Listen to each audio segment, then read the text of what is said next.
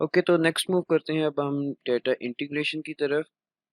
तो data integration में एक सबसे पहला मसला जो मोस्ट कॉमन होता है वो ये होता है कि एक ही इंस्टीट्यूट के मल्टीपल डेटाबेसेस सिस्टम्स बने होते हैं, लेकिन उनमें कुछ कॉलम्स की जो वैल्यूज़ हैं उनके नेम्स जो हैं वो डिफरेंट रख लिए जाते हैं। जैसे यहाँ पर है CUST-ID और दूसरे आपने स्कीमा के अंदर CUST हाइफन के बाद आपने ये हैश का साइन लगाया होगा। ये दोनों एक ही कॉलम को रिप्रेजेंट कर रहे हैं, लेकिन इनका नाम डिफरेंट होने की वजह से ये मुख्तलिफ लग रहे हैं। तो इसको रिजॉल्व करने के लिए आप इन दोनों के डेटास को मर्ज करते हैं आपस में, और इस तरह से ये एक रिडंडेंसी या ये इश्यू रिजॉल्व किया जाता है। दूसरा मसला ये है, रिकॉर्ड लेवल पर आप किसी चीज़ की वैल्यू मुख्तलिफ एंटर कर देते हैं जबकि वो सेम ही होती है। जैसे बिल क्लिंटन या विलियम क्लिंटन लिखा हो, ये दोनों एक ही एंटिटी को रिप्रेजेंट कर रहे हैं, लेकिन जब आप डाटा इंपोर्ट करेंगे तो ये अलग अलग रिकॉर्ड्स बन जाएंगे। इसको रिजॉल्व करने के लिए भी आपको डाटा को थॉरोली देखना पड़ेगा, और एक एक रिकॉर्ड में जहाँ पर ये मसला आया होगा वहाँ पर आपको इसकी मैपिंग करनी होगी। या फिर आपको इस विलियम क्लिंटन को बिल क्लिंटन में कन्वर्ट करना पड़ेगा, या बिल क्लिंटन को विलियम क्लिंटन में कन्वर्ट करना पड़ेगा, अदरवाइज रिडंडेंसी क्रिएट होगी।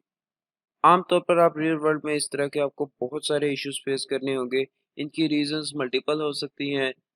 विद रिस्पेक्ट टू टाइम दुनिया का ट्रेंड चेंज हो जाता है, या मुख्तलिफ स्टैंडर्ड्स होते हैं जो एक ही चीज़ को मुख्तलिफ अंदाज में रिप्रेजेंट कर रहे होते हैं, जिसकी वजह से हमें ये रिडंडेंसी इश्यूज इंटीग्रेशन के दौरान आते हैं जब हमने मुख्तलिफ सोर्सेज से डाटा एक सोर्स पर इकट्ठा करना होता है। इनको हैंडल करने का तरीका अब थोड़ा सा डिस्कस किया है हमने। रिडंडेंसी जैसे मैं आपको पहले बता चुका हूँ, एक तो ये है कि आपका कॉलम का नेम चेंज हो जाता है, वो रिजॉल्व करना तो थोड़ा आसान काम है। लेकिन जब आप रिकॉर्ड लेवल पर आते हैं जिसका दूसरा नाम है ऑब्जेक्ट आइडेंटिफिकेशन, वहाँ पर जब आपको ये इशू आता है कि एक नाम को दो अंदाज में सेव किया गया है जबकि वो सेम रिकॉर्ड्स हैं मुख्तलिफ डेटाबेसेस में, तो उसको कैसे हैंडल करना है। दूसरी प्रॉब्लम है डिराइवेबल डाटा। डिराइवेबल डाटा वो होता है जो प्रीवियसली स्टोर्ड एट्रीब्यूट से ड्राइव होकर भी कैलकुलेट किया जा सकता है। तो वो एट्रीब्यूट हमने बिला वजह ही अपनी डेटाबेस के अंदर ऐड किया होता है। ड्राइवेबल एट्रीब्यूट्स को डिटेक्ट करने का तरीका है कोरिलेशन एनालिसिस या कोवेरियंस एनालिसिस भी इसे कह देते हैं, जिसका हमने शुरू में थोड़ा से डिस्कस किया था। अब हम इसको मज़ीद डिटेल में देखेंगे, कोरिलेशन या कोवेरियंस हम कैसे कैलकुलेट करेंगे। कोरिलेशन कैलकुलेट करने के लिए पहले आपको डाटा टाइप देखनी पड़ेगी। अगर डाटा टाइप नॉमिनल है तो उसके लिए हम ये फॉर्मूला यूज़ करेंगे, observe minus expected whole square divided by expected. तो ये समीशन क्या है, ये इसको आगे देखते हैं। जब ये वैल्यू कैलकुलेट हो जाएगी तो हमें पता चल रहा है ये एक्स स्क्वेयर जो वैल्यू है ये जितनी ज़्यादा होगी, इसका मतलब है दो एट्रीब्यूट्स जिनके दरमियान हम ये कोरिलेशन फाइंड कर रहे हैं उनकी बाउंडिंग आपस में काफ़ी ज़्यादा स्ट्रॉन्ग है। जितनी ये वैल्यू कम होगी उतनी बाउंडिंग वीक होगी, जितनी ये बाउंडिंग ज़्यादा होगी उतनी इसकी बाउंडिंग स्ट्रॉन्ग होगी। ओके, सो नॉमिनल का एक स्पेशल केस कंसिडर करते हैं, बाइनरी। यहाँ पर हम एक कन्फ्यूजन मैट्रिक्स देखने हैं। ये साइडों पर जो कुछ वैल्यूज़ कैलकुलेट हुई हैं इनको अभी आप इग्नोर करें। आमतौर पर जब आपको एक कन्फ्यूजन मैट्रिक्स मिलता है तो उसमें ये आपको सिर्फ चार वैल्यूज़ मिलती हैं। जैसे यहाँ पर 250 लिखा है, 200 लिखा है, 50 एंड 1000 लिखा है। ब्रैकेट्स में जो वैल्यूज़ लिखी हैं ये कैसे कैलकुलेट की हैं इनको भी देखते हैं। ये 250, 200, 50 एंड 1000 ये हमारी ओरिजिनल वैल्यू है। हमने ये एक्सपेक्टेड वैल्यूज़ कैलकुलेट करनी है, विच इज़ 90, 360, 210 एंड 840। फिर हमारे फार्मूला के लिए वैल्यूज़ कंप्लीट होंगी और देन हम फर्दर मूव करेंगे। आपने क्या करना है, सबसे पहले आपने सम रो बनानी है, रोज के सम लिखने हैं। आपने एक नया यहाँ पर आपने ये कॉलम ऐड करना है और इस पूरी रो का सम लिख लेना है, which is 250 plus 200 is equal to 450। Similarly 50 plus 1000 is equal to 1050। और एक नीचे रो ऐड कर दें, इसके अंदर आप कॉलम्स के सम्स लिखेंगे। तो 250 plus 50 300 and 200 plus 1000 is equal to 1200। और सिंपली यहाँ पर आपने कॉर्नर में इन दोनों का सम लिख देना है, which is same for the column and same for the row. So next देखते हैं। हमने अभी तक ये sum of rows and sum of columns calculate किए हैं। ये भी 90, 210, 360 और 840 ये कैसे आए ये भी हमने कैलकुलेट नहीं किए। इसको कैलकुलेट करने का तरीका ये है कि जिस सेल की आप वैल्यू कैलकुलेट करने लगे हैं, लाइक मैं इस प्ले चेस और लाइक साइंस फिक्शन के लिए मैं एक्सपेक्टेड वैल्यू कैलकुलेट करने लगा हूँ। आपने क्या करना है, इस सेल की जो रो का सम है और इस सेल की जो कॉलम का सम है उनको आपस में मल्टीप्लाई करना है और डिवाइड कर देना है टोटल सम पे। It's something like that 450 multiply by 300 divided by 1500। आपके पास जो रिजल्ट आएगा वो वैल्यू होगी 90। नेक्स्ट सेल का देखते हैं। आपने क्या करना है, इस सेल का रो का सम मल्टीप्लाई बाय इस सेल का कॉलम का cell sum divided by total. तो ये होगा 450 मल्टीप्लाई बाय 1200 डिवाइडेड बाय 1500। जो आपके पास रिजल्ट आएगा वो होगा 360।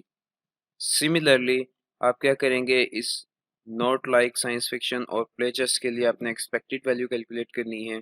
उसका होगा 1050 मल्टीप्लाई बाय 300 डिवाइडेड बाय 1500। जो आपके पास रिजल्ट आएगा वो होगा 210। एंड द लास्ट आपने क्या करना है, 1050 मल्टीप्लाई बाय 1200 डिवाइडेड बाय 1500। आपके पास वैल्यू आएगी 840। अब आपने इन तमाम सेल्स की एक्सपेक्टेड वैल्यूज कैलकुलेट कर ली हैं, ऑब्जर्व आपके पास ऑलरेडी थी। अब आप ये काई स्क्वायर का फॉर्मूला जो है इस पर अप्लाई कर सकते हैं। इस मिशन का मतलब ये है कि जितनी आपकी पॉसिबल स्टेट्स बन रही हैं उतनी बार सिम्यूट करना है। बाइनरी के केस में हमारे पास 4 पॉसिबल स्टेट्स बनती हैं क्योंकि कंफ्यूजन मैट्रिक्स में 4 सेल्स होते हैं, तो इसलिए फॉर्मूला 4 दफ़ा आपस में सिम्यूट होगा। तो हर सेल के लिए आपने क्या करना है, ऑब्जर्व माइनस एक्सपेक्टेड का square divided by expected like this.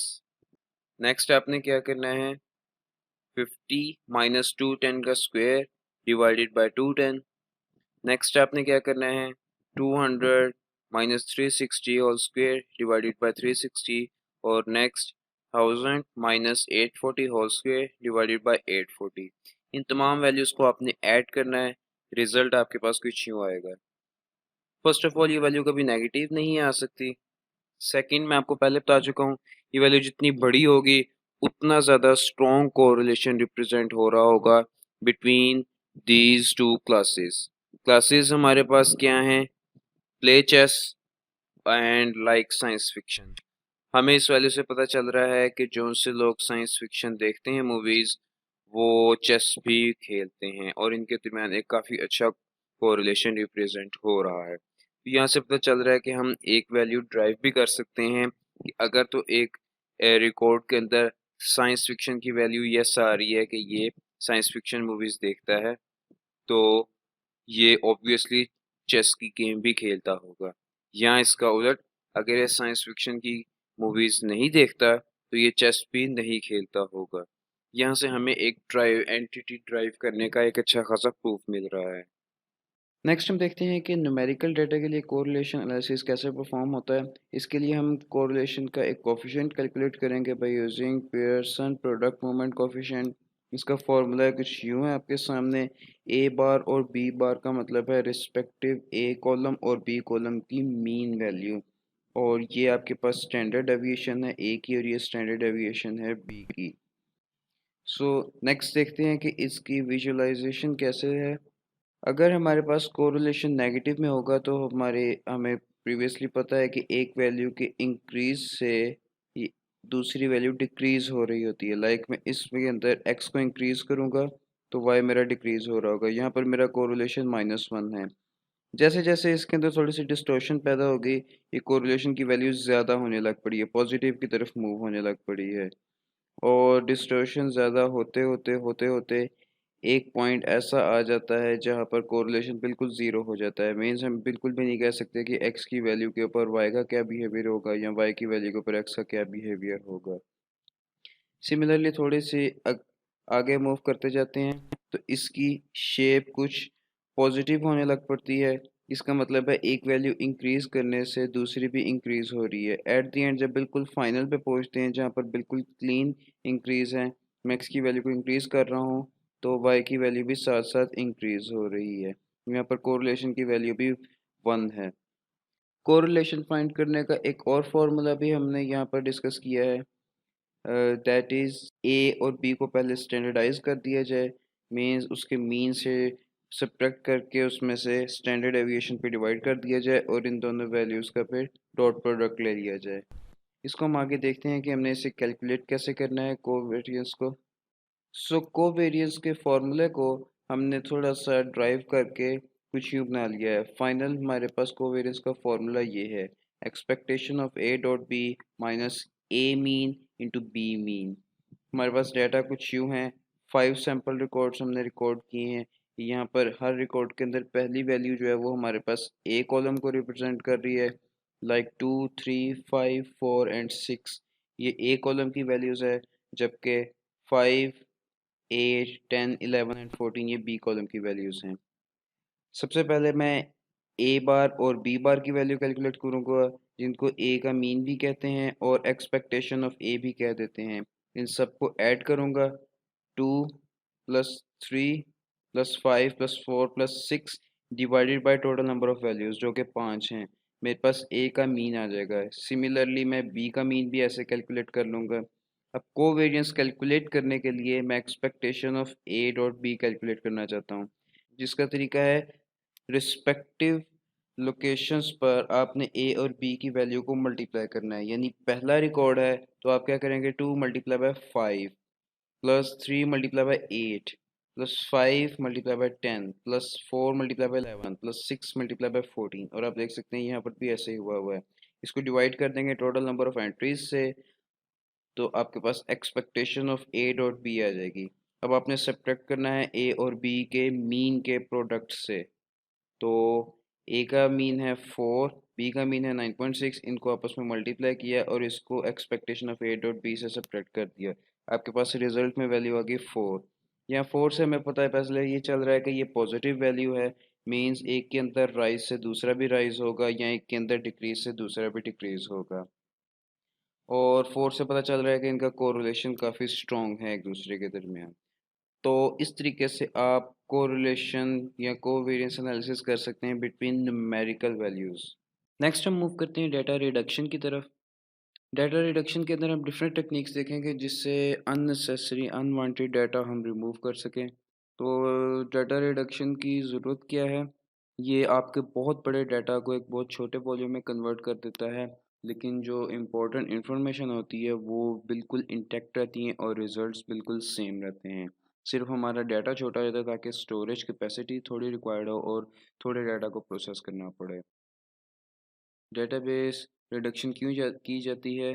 क्योंकि डेटा वेयरहाउसेस ने कुछ टेराबाइट्स ऑफ डाटा स्टोर किया होता है, जिनको ऊपर आप एनालिसिस परफॉर्म करें या कोई भी लर्निंग एल्गोरिदम अप्लाई करें तो इतने बड़े डाटा के ऊपर रन होते होते बहुत ज़्यादा टाइम और बहुत ज़्यादा रिसोर्सेज कंज्यूम करेगा। उससे बचने के लिए हम रिडक्शन इस स्ट्रेटजी में करते हैं, सच दैट कि आपके पास डाटा ज़ाया ना हो, इम्पोर्टेंट डाटा। डाटा रिड्यूस करने के 2 तरीके हैं, या आप पूरे का पूरा एक डायमेंशन रिमूव कर दें जो आपके लिए अननेसेसरी है, या पूरे का पूरा रिकॉर्ड रिमूव कर दें जिसके अंदर आपको कोई इन्फॉर्मेटिव चीज़ नहीं मिल रही। सबसे पहले डायमेंशनल रिडक्शन देखते हैं। इसकी एक टेक्निक है वेवलेट ट्रांसफॉर्म्स, जो कि बहुत कॉमन टेक्निक है। इसके थ्रू आप अनवांटेड कॉलम्स को रिमूव कर सकते हैं। प्रिंसिपल कंपोनेंट एनालिसिस एक बहुत बड़ी टेक्निक है जो बहुत ज़्यादा इस्तेमाल होती है। इससे आपके प्रीवियस तमाम फीचर्स को यूज़ करते हुए आप नए फीचर्स जनरेट करते हैं, जिससे प्रीवियस तमाम यूज़लेस फीचर्स जो हैं वो रिमूव हो जाते हैं। इसमें आप बता सकते हैं, लेट्स से आपके पास इनपुट में 1000 फीचर्स हैं और आप आउटपुट में सम 200 फीचर्स चाहते हैं, तो ये न्यू फीचर्स एक्सट्रैक्ट करेगा आपके डाटा में से।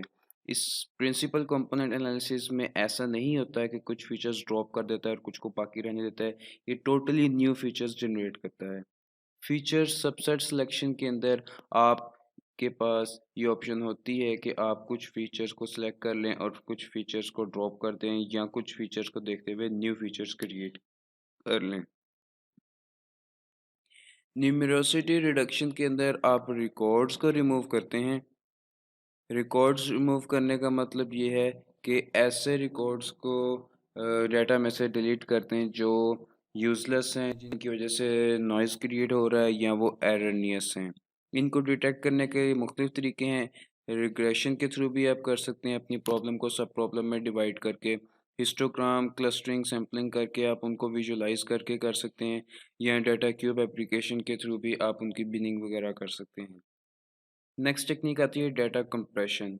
कंप्रेशन इटसेल्फ एक बहुत बड़ी डोमेन है, जिसके अंदर बहुत एब्स्ट्रैक्ट लेवल पर देखा जाए तो कंप्रेशन दो इकसाम के हैं। एक है लूजलेस कंप्रेशन, यानी आप ओरिजिनल डाटा को कंप्रेस करेंगे और जब आप उसे डीकंप्रेस करेंगे तो एग्जैक्टली सेम डाटा आपके पास से रिट्रीव होगा। दूसरी टेक्निक ये है कि आपने एक दफ़ा कंप्रेस किया डाटा को, लेकिन जब आप उसे कंप्रेस करेंगे तो उसमें से कुछ डाटा ज़ाया हो चुका होगा। इसको कहते हैं लूज़ी डाटा। तो ये दोनों टेक्निक्स ही यूज़ होती हैं depending upon the application, depending upon the resources and each and everything. सिर्फ फ़र्क ये होता है कि लूजलेस के अंदर आपके पास एग्जैक्टली सेम डाटा रिट्रीव हो जाता है, जबकि लूसी के अंदर आपके पास थोड़ा सा डाटा ज़ाया हो जाता है। वो ओरिजिनल डाटा की अप्रोक्सीमेशन होती है। अब ये कैसे काम होता है, इनकी फ़र्दर डिटेल यहाँ डिस्कस करने की ज़रूरत नहीं है। यहाँ पर सिर्फ एक जनरल सा ओवरव्यू हम डिस्कस कर रहे हैं कि दो किस्म की कंप्रेशंस होती हैं। नेक्स्ट हम देखते हैं data transformation and discretization. Transformation का मतलब है कि डेटा को एक ऐसी फॉर्म में कन्वर्ट कर लेना सच दैट कि वो उस न्यू फॉर्म से वापस प्रीवियस अपनी ओरिजिनल फॉर्म में भी आ सके। ट्रांसफॉर्मेशन की ज़रूरत हमें इसलिए पड़ती है कि ऐसी वैल्यूज़ जो इंग्लिश लाइक लैंग्वेजेस में है उसको किसी न्यूमेरिकल वैल्यूज़ में कन्वर्ट किया जाए such that machine learning algorithm उसके ऊपर कंप्यूटेशन परफॉर्म कर सकें, like names, addresses and something like that, जिसके अंदर नॉन न्यूमेरिक चीज़ें भी आ रही होती हैं। तो डेटा ट्रांसफॉर्मेशन की कुछ मेथड्स देखते हैं। स्मूथिंग के अंदर हमने पहले देखा था नॉइज़ को रिमूव किया जाता है। एट्रीब्यूट फीचर कंस्ट्रक्शन के अंदर न्यू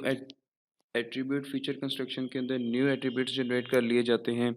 जैसे हमने पीछे देखा है पीसीए में वेवलेट में न्यू फीचर्स एक्सट्रैक्ट करता है वो प्रीवियस फीचर्स के थ्रू। एग्रीगेशन को हम देखते हैं, इसके अंदर हम समराइज़ कर लेते हैं अपने डाटा को, इसको आगे हम थोड़ा सा डिटेल में भी देखेंगे। नॉर्मलाइजेशन के अंदर हम क्या करते हैं, अपनी वैल्यूज़ को एक स्पेसिफिक रेंज के अंदर महदूद कर देते हैं ताकि वैल्यूज़ आपस में कंपेयर हो सकें। नॉर्मलाइजेशन की इन टेक्निक्स को अभी हम डिटेल में डिस्कस करेंगे। डिस्क्रिटाइजेशन मैं पहले आपको बता चुका हूँ। कुछ एट्रीब्यूट्स ऐसे होते हैं जो एक दूसरे की क्लास और सब क्लास होते हैं। लाइक स्ट्रीट किसी सिटी में लाई कर रहा होता है, सिटी किसी प्रोविंस में लाई कर रहा होता है। तो डिस्क्रिटाइजेशन की भी टेक्निक्स को हम अभी स्टडी करेंगे। नॉर्मलाइजेशन की टेक्निक्स देखते हैं। सबसे पहली नॉर्मलाइजेशन है मिन मैक्स नॉर्मलाइजेशन, जिसके अंदर आप एक मिनिमम और मैक्सिमम वैल्यू प्रोवाइड करते हैं सच दैट कि आपकी वैल्यूज़ इन दो मिनिमम और मैक्सिमम के दरमियान में समराइज हो जाएं। तो इसका फॉर्मूला आपके सामने ये है, एक एग्जांपल आपके साथ शेयर की गई है। इसकी वैल्यूज़ जब इनके दरमियान पुट की गई हैं तो जो 73,000 की वैल्यू थी वो कन्वर्ट हो जाएगी 0.716 के दरमियान। आपको प्री ओल्ड मिनिमम और मैक्सिमम दी गई हैं और न्यू मिनिमम और मैक्सिमम वैल्यू दी गई हैं। आप चाहते हैं कि हमारी तमाम वैल्यूज़ 0 और 1 के दरमियान में राउंड ऑफ हो जाएं। तो 73,000 जो है वो मैप हो जाएगी 0.716 में। दूसरी टेक्निक है नॉर्मलाइजेशन की, जी स्कोर नॉर्मलाइजेशन। आप अपने पूरी डाटा की मीन कैलकुलेट करते हैं और स्टैंडर्ड डेविएशन कैलकुलेट करते हैं और वैल्यूज़ को इसके अंदर पुट करते जाते हैं, तो रिस्पेक्टिवली हर वैल्यू की आपको नॉर्मलाइज्ड वैल्यू मिलती जाती है। तीसरी टेक्निक है डेसिमल स्केलिंग से। आप सिंपली अपनी तमाम वैल्यूज़ को 10 या 100 या 1000 या अप टू 10 की पावर जे से डिवाइड करते जाते हैं सच दैट जो जे की वैल्यू है वो इस तरह सेट की जाती है कि आपकी सबसे बड़ी जो वी की वैल्यू है वो 1 से छोटी हो जाए। डिस्क्रिटाइजेशन में मूव करने से पहले हम देखते हैं कि हमारी डाटा टाइप कौन सी है। नॉमिनल डाटा टाइप को डिस्क्रिटाइज करना पॉसिबल नहीं होता क्योंकि हर वैल्यू एक दूसरे से डिफरेंट होती है और इनके दरमियान में कोई ऑर्डर भी नहीं होता। ऑर्डिनल को डिस्क्रिटाइज किया जा सकता है क्योंकि उनमें एक ऑर्डर तो होता है लेकिन वैल्यूज़ के दरमियान कोई मैग्नीट्यूड नहीं होता। न्यूमेरिकल वैल्यूज़ ऑर्डर भी होता है और उनके दरमियान मैग्नीट्यूड भी हम कैलकुलेट कर सकते हैं कि एक वैल्यू दूसरे से कितने फासले पर है या कितने डिस्टेंस पर है। डिस्क्रिटाइजेशन की बहुत सारे फ़ायदे हैं। इससे आप अपने डाटा रिड्यूस कर लेते हैं। डाटा में से नॉइज़ ख़त्म हो जाता है, जो मैंने आपसे पहले बताया था कि हम डिस्क्रिटाइजेशन के अंदर स्टडी करेंगे। और इसके और भी फ़ायदे हैं। प्रॉब्लम को सब प्रॉब्लम में डिवाइड करके आप अंदर एनालिसिस परफॉर्म कर सकते हैं। फर्दर हम इसको देखते हैं भी कि ये कैसे काम करता है। डिस्क्रिटाइजेशन की एक बहुत मशहूर डिस्क्रिटाइजेशन की एक सबसे कॉमन टेक्निक है बिनिंग। हम अभी इसकी एक एग्जांपल भी सॉल्व करेंगे। हिस्टोग्राम और क्लस्टर हिस्टोग्राम एनालिसिस में आप मैन्युअली डाटा को देख सकते हैं। क्लस्टरिंग एनालिसिस में आप अनसुपरवाइज्ड टेक्निक अप्लाई करके भी डिस्क्रिटाइजेशन परफॉर्म कर सकते हैं। इसके अलावा डिसीजन ट्री और कोरिलेशन एनालिसिस के थ्रू भी आप डिस्क्रिटाइजेशन परफॉर्म कर सकते हैं। तो बिनिंग के मेथड को हम ज़रा देखते हैं। लेट्स से हमारे पास एक डाटा गिवन है, इसको हमने ऑलरेडी सॉर्टेड फॉर्म में रखा हुआ है। अब इसकी बिनिंग करनी है। मैं चाहता हूँ ये मेरे पास जो 12 एंट्रीज हैं, ये 3 बिन्स के अंदर मैं इनको कर दूँ ताकि मेरा डाटा जो है वो 3 टाइम रिड्यूस हो जाए। इसका तरीका ये होगा कि मैं डाटा को सॉर्ट करके पहले बिन 1, बिन 2 और बिन 3 में डालूँ। 12 वैल्यूज़ थी, मैंने 3 बिन बना लिए, तो मेरे पास टोटल 4 वैल्यूज़ आ गई हर बिन में। अब बिन को मैंने स्मूथ करना है। पहली टेक्निक है, मैं मीन वैल्यू के थ्रू स्मूथ कर लूँगा। मैं हर बिन की मीन वैल्यू कैलकुलेट करूँगा और हर एक को वो असाइन कर दूँगा। 4 + 8 + 9 + 15 divided by 4 is equal to 9। इस तरह मैं हर बिन की जो वैल्यू है उसको 9 कंसीडर कर लूँगा। अब जो 4 है वो भी 9 हो गया, 8 भी 9 हो गया, 9 ऑलरेडी 9 था और ये 15 भी 9 हो गया। इस तरह एक स्मूथनेस क्रिएट हो गई जिसकी वजह से नॉइज़ भी जो है जो रिड्यूस हो जाएगा।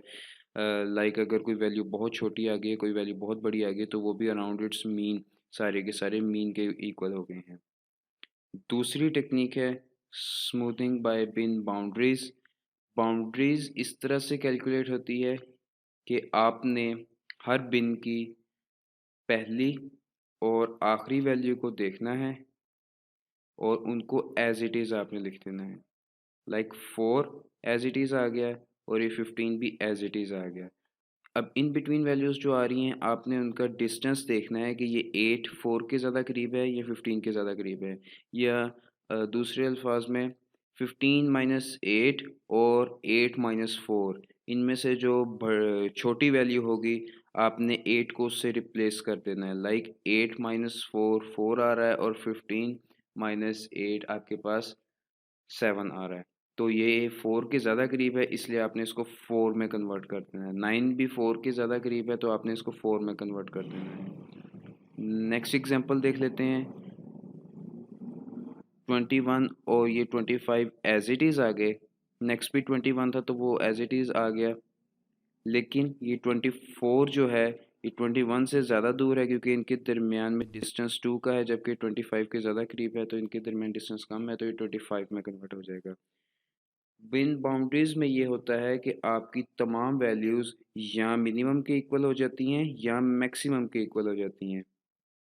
उनको कन्वर्ट कैसे करना है वो तरीका मैंने आपको बता दिया है। बिन मीन्स के अंदर क्या होता है, आपकी तमाम वैल्यूज़ मीन के इक्वल हो जाती हैं।